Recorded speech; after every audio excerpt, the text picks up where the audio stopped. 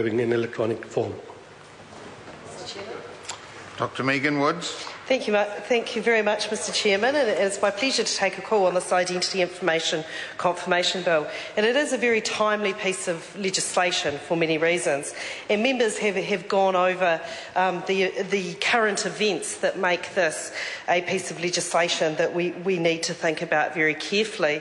But one of the things that struck me as I've sat here listening to the speeches in the House tonight is that a number of members of this House went to a cross-party forum this evening, and this was from a number of our small and medium-sized enterprise high-tech companies talking about working with government and how it is they could add to the weightless economy. And it dawned on me that there is no more weighty responsibility for government when it is dealing with people's private information.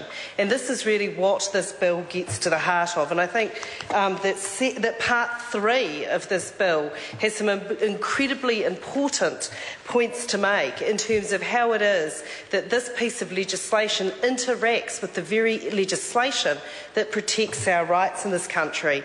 And specifically I'm referring to the Official Information Act and the Privacy Act. And some very interesting points have been drawn out as we've gone through this debate tonight, and I'd like to address a couple of those as we go through it. Because this is important, as a number of my colleagues have noted in this debate. And really where Chris Farfui, he's getting quoted a lot in this debate tonight, but where he finished his speech, I am being a name dropper, but where Chris Farfui finished his speech saying that it is absolutely imperative that individuals have confidence when government is dealing with its private information. And I think many of us have instances of constituents in increasing numbers coming to visit us and sharing their anxiety of the personal information that government has stored with them and what might come about because of that. But Labor is supporting this bill, and as I said, I want to address some of the points in the debate and specifically pick up on what Ruth Dyson talked about in terms of Section 61 of this bill, and the point that has been brought up in the debate and Chris Oakenvold's speech in response to Chris Farfui. There's another name, Annette King. We have that in terms of the government responsibility and the allegation that when someone's just carrying out their normal duties and that there is no malice involved and they come across information, we need to recognise it for what it is. And this Act does, and Section 61 does. And the example of Keything has been used, and it is a good one, because putting a USB stick into a computer isn't hacking. Keything was merely using the portal in the way it was designed, and Section 61 does cover this. And this brings to mind some other breaches that we've had in terms of people's personal information. So if you receive by email from a government department the details of a whole lot of people's personal information, as happened in the case of ACC, is the person receiving that email going to be liable? Well, no, because Section 61 actually covers that off because there isn't the malice intended. But then if we also think about what about if you're a teacher or you're a principal or you're an administrator at a school and you receive from the Ministry of Education, because of the breakdown of the NovaPay system, personal information and bank account details of teachers from another school, which has been happening with the NovaPay system.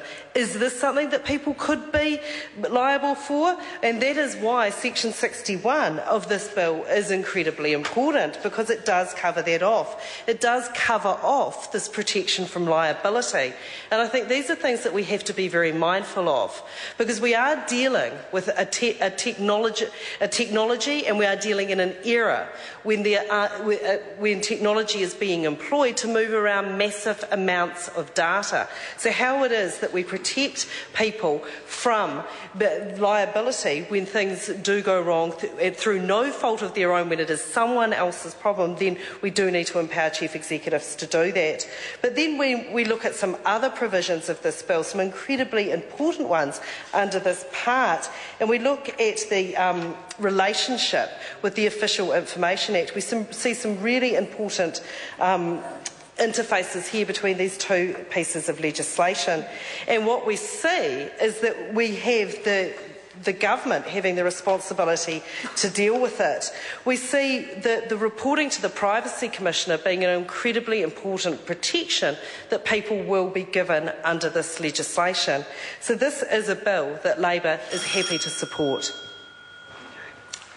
The question is that the Minister's amendment set out on SOP number 128 be agreed to. Those of that opinion will say aye. Aye. Contrary, no.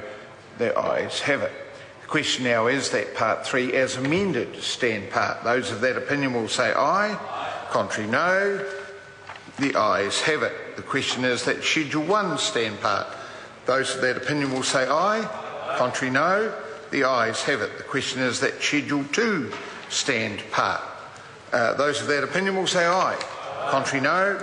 The ayes have it. Move to clauses 1 and 2. The question is that clause 1 stand part. Those of that opinion will say aye. Aye. Contrary, no. The ayes have it. The question is that clause 2 stand part. Those of that opinion will say aye. Aye. Contrary, no. The ayes have it. I will report this bill with amendment presently.